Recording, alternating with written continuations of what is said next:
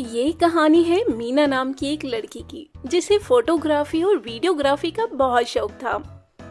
अरे यार, इस 2 कौड़ी के फोन से एक भी फोटो अच्छी नहीं आती है। तभी वहाँ मीना की माँ पल्लवी आती है। अरे बेटा पल्लवी, फोटो ही खींचती रहोगी या खाना भी खाओगी? अरे माँ, मैंने आपसे कितनी बार कहा है कि मुझे एक कैमरा दिलवा दो, लेकिन आप तो मेरी सुनने को ही तैयार नहीं है। बेटा, तेरा एक कैमरा का दाम भी तो 10 कैमरे के बराबर है। अरे माँ, आपकी एक ही तो बेटी है और आप उसे एक कैमरा नहीं दिलवा सकती हो। अगर आप मुझे कैमरा नहीं दिलवाओगी तो मैं खाना भी नहीं खाऊंगी। नाटक बंद कर, तेरी मनपसंद बिरयानी बनाई है मैंने। अच्छा, आज खा ले रही हूँ लेकिन कल से नहीं खाऊंगी। हाँ, चल देखती हूँ कि तू अपनी बातों पर अमल करती है या नहीं। हाँ, देख लेना आप। पहले मैं जरा आज अपनी बिरयानी खा लूं। पगली। तो मीना डाइनिंग टेबल पर बैठती है और अपनी बिरयानी खाने लग जाती है। खैर, इसके कुछ दिन बाद एक दिन मीना के पापा ऑफिस से घर आते हैं। ले बेटा, तेरा बर्थडे गिफ्ट। अरे पापा, मुझे जो चाहिए वो तो आप मुझे देंगे नहीं, तो इसका क्या फायदा? अरे बेटा, मुझे मालूम है कि तुझे क्या चाहिए, लेकिन जरा इसे भी तो खोलकर देख ले एक बार। इसमें भी बहुत अच्छी चीज है। खोल ही लेती हूँ अब। इतने प्यार से जो लेकर आए हैं आप मेरे लिए। मीना गिफ्ट खोलती है तो देखती है कि उसमें कैमरा रखा हुआ है। ये देखकर मीना खुशी के मारे पागल हो जाती है। अजी, मैंने आपसे मना किया था ना कि इतना महंगा कैमरा अभी मत दिलाइए इसे। आप भी ना। अरे पल्लवी, तुम इतना टेंशन क्यों ले रही हो? अरे इसे फोटोग्राफी और वीडियोग्राफी का शौक है। अगर हम इसके शौक पूरे नहीं करेंगे तो कौन करेगा? Yes papa, you are the great. आप तो मुझे बहुत अच्छे से समझते हैं। उफ भगवान, ये दोनों बाप बेटी का क्या करूं मैं? हाँ माँ, आप बैठो, मैं पापा के लिए खाना लगाती हूँ। देखा, आपसे कैमरा मिल गया तो खाना भी लगा रही है अब। अरे कोई बात नहीं, अभी इतनी बड़ी बेटी भी नहीं हुई है हमारी, बच्ची ही तो है। खैर, अब मीना को अपना पसंदीदा कैमरा मिल चुका था, इसलिए वो अब अच्छे अच्छे स्पॉट पर जाकर फोटोग्राफी करना शुरू कर देती है। कि तभी एक दिन जब मीना किसी खूबसूरत नदी के किनारे फोटोग्राफी कर रही थी, तभी उसके पास एक आदमी मुंह में रुमाल बांधे हुए आता है। ए, तुम लोग कौन हो? अरे जाने मन, हम लोग कौन है अभी तुझे बताते हैं। इसके बाद दीपक मीना को जोर से धक्का देता है और उसका कैमरा लेकर वहाँ से भागने लगता है। लेकिन मीना बड़ी चालाक थी। वो जल्दी से दोनों के सिर पर 2 पत्थर से वार करती है। आई! चुप बेवकूफ। वहीं मीना जल्दी से उनके पास आ जाती है और अपना कैमरा उठाती है। बड़ी चालाक बन रही है ना तू। रुक, तुझे अभी इसी नदी में फेंकता हूँ। तब दीपक मीना से उसका कैमरा छीनता है और उसे नदी में फेंककर राजेश के साथ फरार हो जाता है। वहीं दूसरी ओर मीना चुड़ैल बन जाती है। एक तो तुम लोगों ने मेरा कैमरा चुराया और ऊपर से मुझे एक चुड़ैल बना दिया। अब मैं तुम लोगों से बदला लूंगी, बदला। वहीं दूसरी ओर मीना के माता पिता उसके लिए बहुत परेशान होते हैं और उसकी मिसिंग कंप्लेंट थाने में लिखवा देते हैं। खैर, चुड़ैल अब राकेश और दीपक के पास जाती है। मेरा कैमरा चुराएगा तू? रुक, अभी तेरी टांग तोड़ती हूँ और इसका सूप बनाकर पीती हूँ। तब चुड़ैल राकेश के सामने अचानक से प्रकट हो जाती है। चुड़ैल को वहाँ देखकर राकेश की सिट्टी पिट्टी गुम हो जाती है। कौन है तू? कहीं तू मेरी पुरानी प्रेमिका मंजूली तो नहीं है? अपनी शक्ल देखी आईने में? तेरी कोई पुरानी प्रेमिका भी थी? यकीन नहीं होता। अच्छा, तो मेरा ध्यान भटकाने की कोशिश मत कर, वरना। तुम कोई भी हो, मुझे माफ कर दो, मुझे जाने दो। वैसे मैं इतना बुरा भी नहीं दिखता।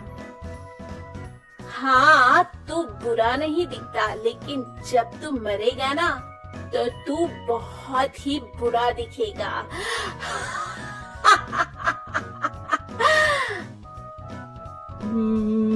मरेगा मतलब? हाँ, अगर तू मरेगा नहीं तो मैं तेरे हाथ और पैर का सूप बनाकर कैसे पीऊंगी रे। नहीं नहीं, ऐसा मत करना।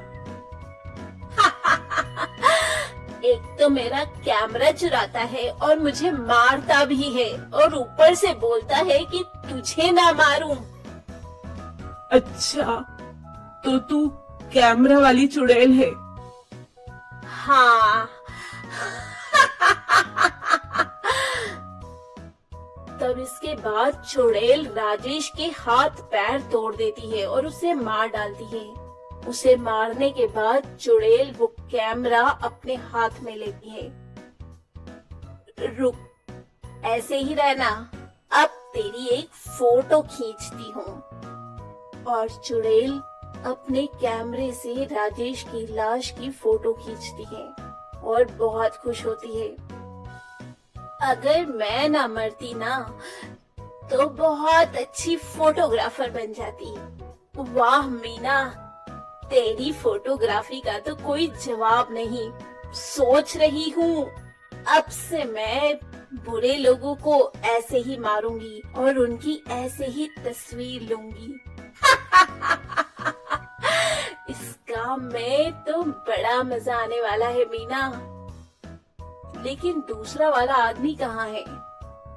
पहले तो उसे मारूंगी और सोच रही हूँ कि उसकी खोपड़ी का सूप बनाकर पीऊं। और चुड़ैल अब दीपक को ढूंढने लग जाती है। वहीं शाम को जब दीपक राजेश के पास आता है तो देखता है कि किसी ने राजेश को बहुत बुरी मौत मारा है। नहीं, कहीं ये काम उसी लड़की की आत्मा का तो नहीं है। मुझे भागना होगा यहाँ से। तभी वो वहाँ से भाग जाता। वहीं दूसरी ओर चुड़ैल एक आदमी की दुकान के पास जाती है। दरअसल वो आदमी मोहल्ले में बासी मिठाइयाँ बेचता था। इस आदमी की वजह से मेरा बहुत बुरा वाला पेट खराब हो गया था। इसे तो मारना ही पड़ेगा। खैर, वो आदमी अपनी दुकान बंद करके घर के लिए निकलने लगता है कि थोड़ी दूर आगे बढ़ने पर एक सुनसान गली में उसे चुड़ैल मिल जाती है। चुड़ैल? वो भी कैमरे वाली? आजकल चुड़ैलों के पास भी कैमरा होता है क्या? और क्या, हम लोग मॉडर्न जमाने के चुड़ैल हैं। हमारे पास सब कुछ होता है। अच्छी बात है, अच्छी बात है। लेकिन तुम्हें मुझसे क्या काम है? सुना है तू बासी मिठाइयाँ बेचता है जिससे लोगों की तबीयत खराब हो जाती है। नहीं नहीं, ये किसने बोला? ये सब गलत है। मैं तो कॉलोनी में सबसे ताजी मिठाइयाँ बेचता हूँ। तभी चुड़ैल अपनी शक्ति से उस आदमी की दुकान की मिठाइयाँ अपने हाथों में प्रकट करती है। अच्छा, तो ये ले, अपनी सारी मिठाई खा ले। वो आज मेरा पेट खराब है। मुझे पता था कि तू यही बोलेगा, लेकिन मैं तो तुझे ये मिठाई खिलाऊंगी। नहीं नहीं। जबरदस्ती उस आदमी के मुंह में मिठाई के डिब्बे को ठूंस देती है, जिससे उस आदमी की मौत हो जाती है। बड़ा आया, मेरा पेट खराब करेगा। गया ना काम से। उसे मारने के बाद चुड़ैल उसकी तस्वीर ले लेती है। मोटा गेंडा कहीं का, इसकी तो फोटो भी अच्छी नहीं आई। इसके बाद चुड़ैल दीपक को ढूंढने लग जाती है, लेकिन फिर भी उसे दीपक का कहीं पता नहीं चलता। आखिर ये दुष्ट दीपक है कहाँ? पता नहीं क्यों मैं अपनी शक्ति से भी उसको देख नहीं पा रही हूँ। लगता है कुछ गड़बड़ है। तब तक मैं अपने नए शिकार को ढूंढती हूँ। ये बोलते बोलते चुड़ैल रास्ते में जा रही थी कि तभी उसे एक आदमी मिल जाता है जो किसी औरत की चेन छीनकर भाग रहा था। अभी इसको सबक सिखाती हूँ, चोर कहीं का। चुड़ैल उस चोर के सामने चली जाती है। चुड़ैल! अरे चोर, कितनी चोरी करेगा? हाँ, जाने दे चुड़ैल, मेरी एक छोटी बेटी है। तो क्या उसे भी चोरी करना सिखाएगा? तुझे तो मरना पड़ेगा ही, नहीं तो तू अपनी बेटी से भी चोरी ही करवाएगा।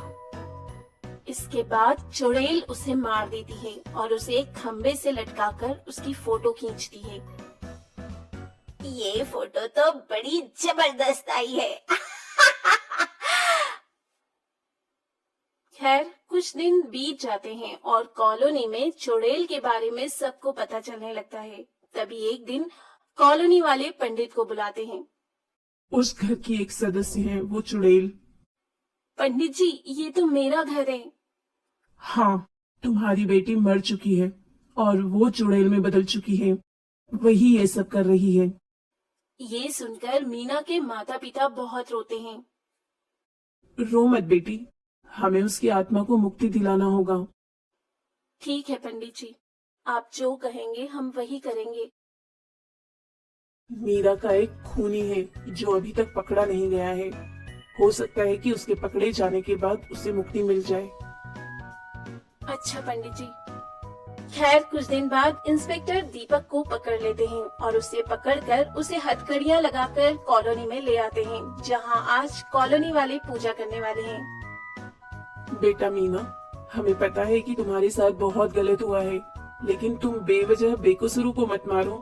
और ये देखो, दीपक पकड़ा गया है, हमारे सामने आओ। तभी चुड़ैल